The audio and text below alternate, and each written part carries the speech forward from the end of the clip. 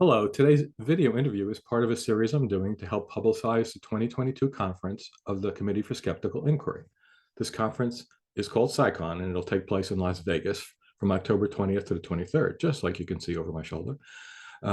Dr. Odaelys Walwyn-Pollard is scheduled to give a presentation at the conference this year, and I'm happy to be able to talk with her. Thank you so much for agreeing to do this. Yeah, thanks, Rob. I'm excited to be here and speak with you today. So let me first fill in the viewers as to who you are in case they don't know. And I got the summary of your bio from the CSICon website. Odaelys is a native of the U.S. Virgin Islands. She moved to the U.S. Northeast to pursue a PhD in microbiology and immunology. She's an educator who has had the opportunity to engage with a wide range of audiences and is particularly passionate about teaching and mentoring students from diverse backgrounds, especially those underrepresented in the STEM fields, in ways that foster their love for science and research. She's actively involved with and manages STEM programs that provide a wide variety of support and mentoring motivated students, teachers, and scientists with the goal of promoting equitable access to and appreciation for the scientific process. So I suppose there might be some viewers who don't know what the acronym STEM stands for. I've actually seen a push to add A to that. Yeah, Right? STEAM. STEAM for art. Yeah. So describe what that is for people who don't know and why is it important? Yeah, STEM. So it's science, technology, engineering, and mathematics. STEAM is adding the arts after engineering. And I think science is all around us, right? I think the fact that we're on Zoom requires some amount of engineering or mathematics. The fact that we're breeding has some amount of science to do with it. And I think science, or STEM rather, is really background or backbone as to like how we learn as humans, and taking in everything that we do in our everyday lives and just asking questions and finding more about how the world operates. So being in the S part of the STEM, yeah, I'm in the E part of it. I'm an engineer by training, or maybe that's technology. I'm confused about Yeah, where the TE. line there is. They're very not siloed. Let's just So I understand that you're a member of the ASBMB, American yes. Society for Biochemistry and Molecular Biology. Can you tell us Biology. what that organization is all about? What's your part in that? Yeah, so it's a large organization. So there are many different organizations around for folks who are doing science in the STEM fields. And so it's an organization for those who are in cell biology and biochemistry. And it encompasses a number of different things. There are different parts to the organization. So my specific role in that organization is part of the Science Outreach and Communications Committee. So I'm an educator, but I'm very much into science outreach and science communication, which pretty much means I work to spread the word on science, make it accessible to those who want access to science, but also communicating the science in a way that's also accessible to folks who want to know. I think a lot of times people hear STEM and get like taken aback because it sounds complicated, it sounds hard because they were never really taught it in a way that's enticing and fun, and in a way that lets you know that it's all around us and it's something that we shouldn't be scared of, but we should want to learn more about it.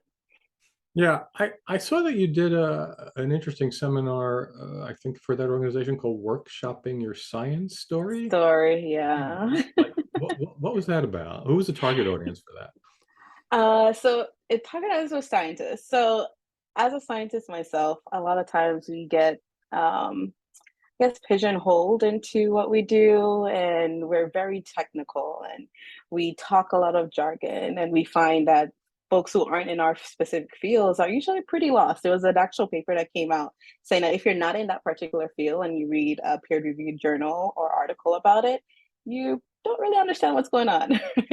And so it's a way for scientists to kind of come out of their science shell and find a way to captivate others outside of their specific niches in what they do. Like you want to share what you're doing to others, right? You want to share your passion. I think it's really important when we can really figure out how we can sell our story in a way that others can be captivated by that. Yeah, my understanding is that in previous times, even in Carl Sagan's time, like people who were looked down on who didn't do pure science and tried to be science communicators to the general public. But that seems to have changed a lot, thankfully. Yeah, yeah. I So, think the pandemic has definitely um, added to that.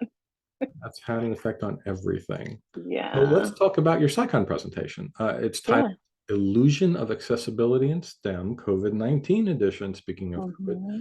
it's scheduled to take place on Saturday at 9:30. And from the website, let me read a synopsis. As a Hmm. child, completing a science project adds an extra sparkle to your eyes and sets your soul on fire. It was at that moment that you decided that you will pursue a career in STEM. You assume this means grade school, attend college, to major in STEM, decide on a post-grad education, and enter an amazing STEM career. Easy, right? No, wrong. For many who are coming from underserved and under-resourced backgrounds and communities, this seemingly simple path quickly turns into mountainous terrain. Navigating a path in STEM through the COVID-19 pandemic has added an additional layer of hardship to this already existing barriers. We will discuss how COVID-19 shined a light on a broken system, with special emphasis on education in New York City, the largest public school district in the United States, in my hometown, by the way.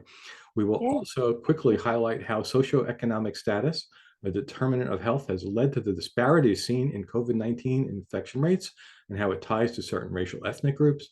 Can we fix broken system, and how can we support students who decide to pursue STEM? All that in a half hour. How are you going to I do know. that? As you're reading it, I was like, I don't think it's gonna take it half an hour, so I might have to tweak some things and zone in on one particular part. But yeah, it's a lot. It's not a straightforward thing, right? There are many different parts to this problem, and I'll try my best to fit what I think are the most important parts in 30 minutes.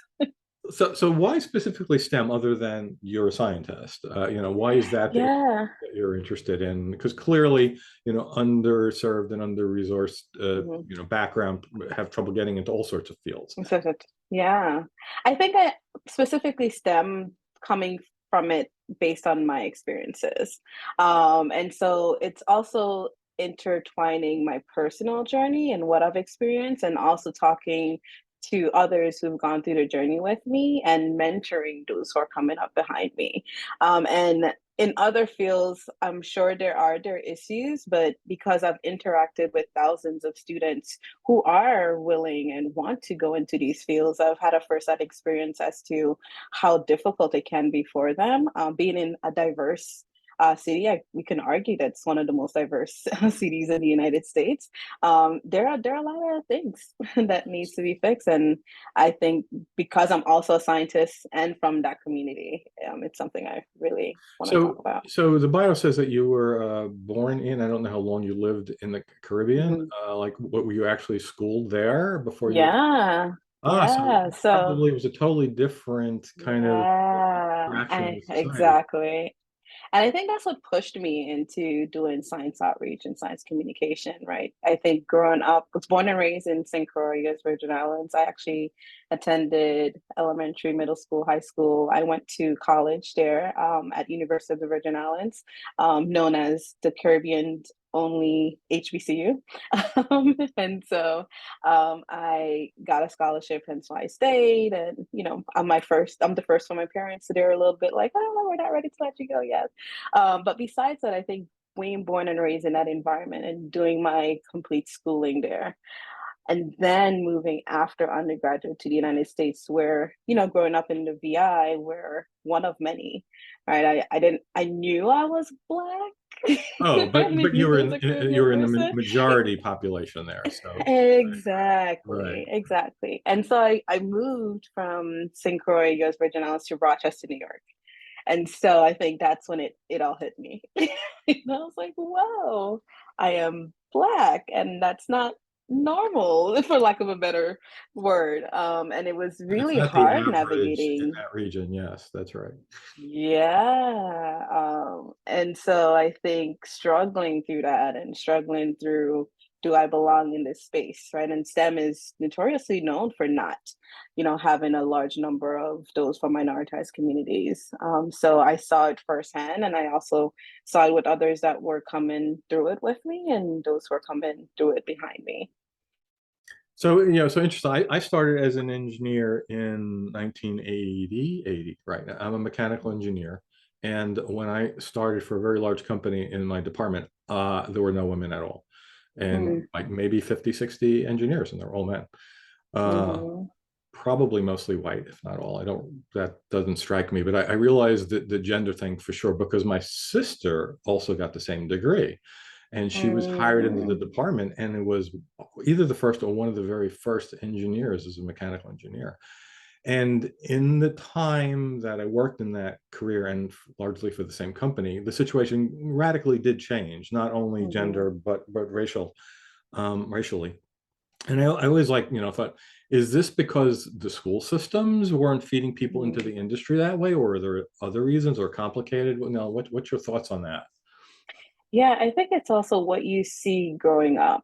I feel like a lot of kids back in, I don't know, I don't want to super age myself, but I'm not that old. But I think prior, you're seen as science and STEM as like the white man in the white coat, and so it's not really something you aspire to be. You don't have examples of those around you who are in those fields, and it's usually a lot of, I'll say nepotism per se, but it's who you relate to, is who you've had interactions with that can motivate you to go into a particular field. Yeah. For Right. myself, I didn't really know anyone, in the sciences until I moved to the US and I decided I was going to pursue a career in research, and then found my little niche. But it was really hard for me to figure out if that was a thing I wanted to do because I only knew about medical school. I had no examples of a Black woman scientist and be like, oh, that's the thing I'm going to do. So I realized late in the game after undergrad that that was the thing I wanted to pursue. So I think it has a lot to do with imaging when we're younger. And I think we've realized that and we're trying to make efforts in school, not just having teachers who look like their, students, but also showing them different representation of what you can also be. Yeah, that makes sense. And like I think we still see this in Hollywood. Like, how often do you see some, actress who's the daughter of this other actress, or the daughter of an Exactly. actress and an Yeah. actor couple? Yeah. It's like, and she's Exactly. making millions of dollars, and like she was just here's a role, Yeah. pretty much, right? Compared to somebody Exactly. who's an outsider, how do you get into that? You have Get to in. stand in audition Exactly. lines. You're right. Mm-hmm. Yeah. Yeah, it's who you know Yeah. for everything. Yeah. So how? Yeah, I noticed that you had the COVID-19 edition part. So you're going to be Mm-hmm. talking about this. How did the pandemic aggravate the already existing problems? Yeah, so we know that COVID really impacted um, lot largely mostly minoritized communities, and that's for a number of different things. That's healthcare access, that's the communities that they're in, the crowded environments, socioeconomic status in terms of like the jobs that they work. A lot of folks who are in these communities couldn't like work from home because they're doing a lot of the more, I guess, labor intensive jobs. But also what we saw is a drastic drop in enrollment because of those in those communities. And so we see that a lot in, especially in undergraduate enrollment. I think it's about -8% in enrollment across the board since the pandemic. And we find that the largest drops have been women, surprisingly, but it has also been Black and Brown folks. And that's usually linked to socioeconomic status. If folks had to choose between having a job to help make Hmm. things work, or continuing their education, right? Taking out another loan to go to school or finding ways to make ends meet. So it has really, really, and especially non-community colleges, some right now directing research programs at Borough of Manhattan Community College.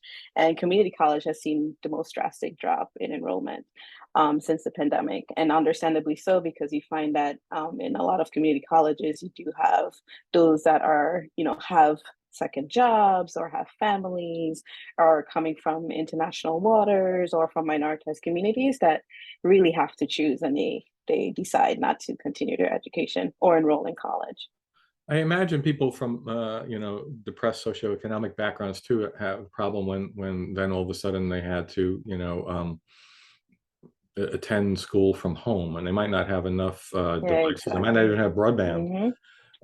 and Mm-hmm. also maybe the only caretaker has a job and can't Mm-hmm. not work.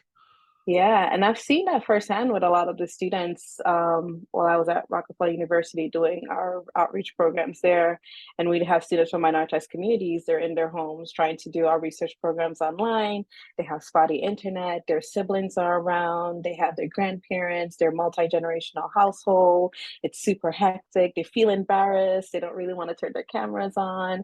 I know New York City has really tried their best in order to reduce and make that those barriers smaller by they provided laptops for students who attend the public schools here. They also provided broadband, but there is some word of like some of that ending because we're out of the pandemic. Right, right. Back to in-place learning. So yeah, so and a lot of places are still doing hybrid or virtual or a combination of the two. So it's really thinking about like where do we go from here? Do we continue to provide these for students and for families? Um, and I then just thinking imagine about it must be a tough thing to tackle just because the U.S. educational system like is not a central authority, right? It's mhm, every local government does education there's their own thing. differently. Hmm. Yeah, so like I mean, you might find a solution for one area and you can't Yeah, it's not implement the it same. somewhere else. Yeah, and there are issues with like rural communities as well, especially when it comes to having proper broadband and internet connection. So that's also an issue. Hmm.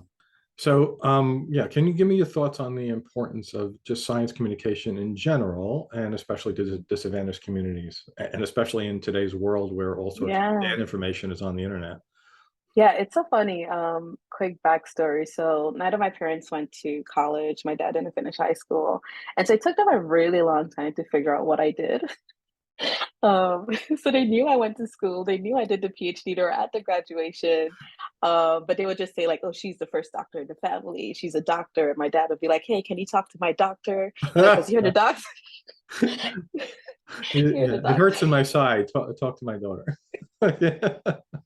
Yeah, exactly.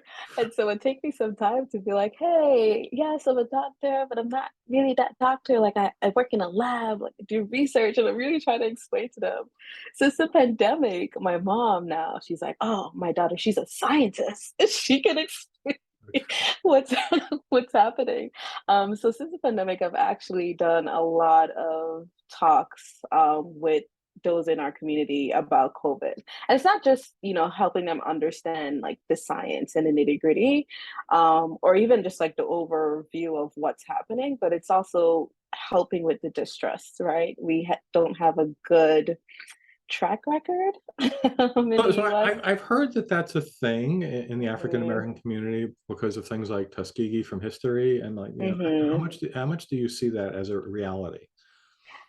A lot, and it's not just, and it's where because we talk about Tuskegee a lot, and a lot of people in my community are very much like, "Oh, didn't you see what happened to Tuskegee?" And they knew it was a thing, but didn't really understand what it was about. So it was even explaining exactly what happened. So it was like withholding treatment from those who had syphilis, right? Instead of trying to provide them, Yeah, a to vaccine. track what happened, basically Yeah. using them as, guinea pigs without their permission, and Yeah, which is totally still wrong, but I unethical. think it's a lot of misinformation and it's just social media as well. I don't know if y'all familiar with WhatsApp. Being from the Caribbean, that's a big way, how we communicate, and it's just so easy to spread misinformation. And also being from the Caribbean, we're very much, a lot of us are very like we want the natural remedies. And so anything that sounds sciencey, we're like, we don't trust because like I can't grow it in my backyard.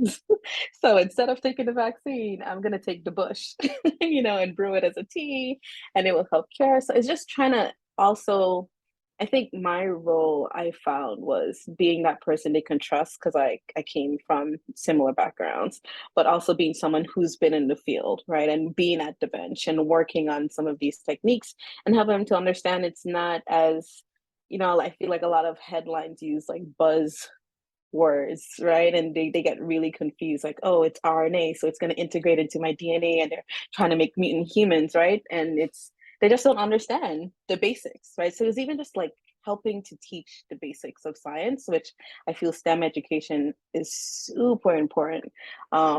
Beginning in elementary school. As soon as your kid can, speak and understand, I think that's when we should be starting to teach some of these, scientific concepts. It really does matter. And also the critical thinking, because Yeah, there's a exactly. lot of controversy about the way science is taught, which is just facts. This is true, this is true, Hmm. this is true, but not why we understand We those things to be true, and exactly. therefore how you can understand that when someone is telling you something else that's not true. Sure, exactly. And how to, justify and actually research for yourself and why this is true and why that isn't true. I always talk about, being in science drastically enhances your critical thinking skills. And I think if that's like the one thing we can write on all of our grants, they should just fund it. Although, Dr. Oz, like cardiac Yeah, surgeon. I know, but you see, I feel like there is also sadly a distinct difference with critical thinking skills in a physician versus a scientist. Um, they're, and it's also probably how they've been taught in school, right? They're very much like, here's a problem, here's the treatment. Oh, And like I I was saying know before, A, B, C, D is the anatomy, but not how we understand that, or the exactly, BS. exactly. And I bumped into a lot of that as well. And it's like, oh, well, this person said this and they're a doctor, right? They're an Yep. MD and they should have our best interests at heart. And I'm like, but I spoke to an MD and he couldn't even explain to me how DNA replication works. So I don't know. And nurses too. All right. Yeah, yeah. It's unfortunate how many nurses, I don't want to disparage the whole community, but Hmm. and you A expect lot. people trust nurses by polls more than they Hmm. do a doctor, and Doctors, and exactly. yet they also are way Hmm. into natural medicine, sometimes Hmm. homeopathy and pseudoscience. Hmm. Unfortunately, I think it was a Yeah. nurse who actually created the concept of therapeutic touch, which, by the way, is ironic because you don't touch the person. It's one of these energy healing things by hovering your hand Mm, over the body. Yeah, mm. yeah. Yeah. And I also always wonder, one, the education, but maybe it also has something to do with the environment, right? Like a lot of times we don't trust our doctors. And I feel like because they've worked hand in hand with doctors, they've probably seen some things. I don't know. But I think it's a combination of the communities are coming from, the education that they have, and the education environment in which they work in. Yeah, I mean, there's a lot, social media and the internet And generates a yeah. lot of bad information. There's a lot of good information. It's hard to, Hmm. navigate which is Yeah, which. it is very So, do hard. you see the web as a net positive or a net negative, or in this I don't know. It depends on how I feel when I wake up in the morning. way? Do you personally use social media to do I outreach? do. I Clients and do. So I even started an Instagram page, Dr. Odaelys, where because I really saw folks were just spewing so much bad misinformation. And so I was like, oh, let me just throw some like really quick like facts on here. And I realized, like, especially those in my community, was like, oh, Odaelys said it's this and I trust her. So it has to be true. And sometimes they don't even read, right? They just want to have a person that they can connect with, right? And which is why humanizing science and science communication is such a big thing. A lot of it, they don't care what facts you spew at them, right? Do I trust this person? right? Right? Have they told me that they've done the thing that they've said they've done? And okay, I take what they say to heart. And I think this is also the problem, right, with social media. And so I like it because it was a way for me to spread the word to a wider base, but it was also super combative in what I was trying to do because that's also where they were getting their Uh, information from. And I find a lot of like the pseudoscience would start with something really catchy, like, oh, have they told you so and so, and oh, I'm here to tell you that don't believe that because this is what I found out. Don't tell anyone else, but you're like on YouTube telling don't tell anyone else. This is just between you and me. and all 20 million Yeah, viewers. Like yeah. it's very, and I think this is where the critical thinking skills come into play. It's like, oh, but this guy says it, and he knows for sure. And he said he knew someone in the government and they told him, it's really hard because I enjoy, and I also enjoy social media by, seeing how my colleagues and friends are doing who I don't get to see regularly in everyday life. And I can share pictures with my kids, and it feels like, we're all like a big happy family, but it's a double-edged sword. Like you take with it as you can. So what are the media? Do you use TikTok? So the problem is I tried TikTok. The problem with TikTok is that it takes you down a rabbit hole. And I don't have a great attention span as is. And I can find myself like, oh, I'll just watch one TikTok video, and like an hour later I've watched 1,000 15-second, 30-second TikTok videos.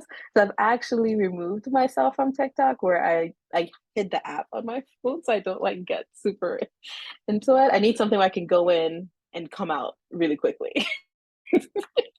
So yeah, I don't really use TikTok, but I can see how, people are using TikTok now, and I know that's now the new and cool thing to use as a science communication tool. I can't do it, but But like I have seen, let's see, Bill Nye is prominent Mhm, on there, and Neil deGrasse Tyson mhm. now is. I get a TikTok push from him every single day. Yeah. Yeah, Yeah, no, so I've you thought can make about it. content without watching Yeah, everything, you can. You can. It's the problem is I don't have the willpower yet. I don't know how to do it yet. And so once I figure out how to my mind, it's like it's like my computer screen. I have like 10 windows and 20 tabs in each. And so I'll start like making a TikTok, and it reminds me of something, and then I'll see another TikTok, and it just takes me too long. So once I figure out how to hone it in, I think I'll eventually make it to TikTok. I can understand that. So you want to give all Yeah. your social media accounts that you do use here? Sure. I have the Dr. Odaelys on Instagram. I haven't posted since I was pregnant with my daughter, because having two little kids has been fun. Lack of a better term. And that's, I guess, oh, I'm on Twitter. So Odaelys Walwyn on Twitter. So Walwyn's my maiden name. Pollard is my married name. Depends on how I feel, how I use it. Okay, and let's wrap up with some conference questions. Is this going to be Mhm. your first CSICon?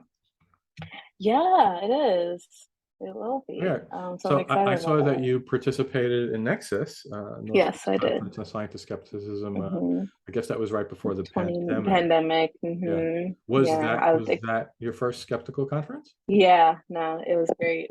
Yeah, that was the first one that I did. And have you done any since? I guess there haven't been any since. I did the one virtually. I think Okay. that was last year. And so this would be, I guess, the third. One. So yeah, so now I'm super excited to do this one. And Will you be go to attending the entire Vegas. conference or just the day you're So I'm good to try. So my daughter's 10 months. She's gonna be one October 11th, so probably a week right before the conference.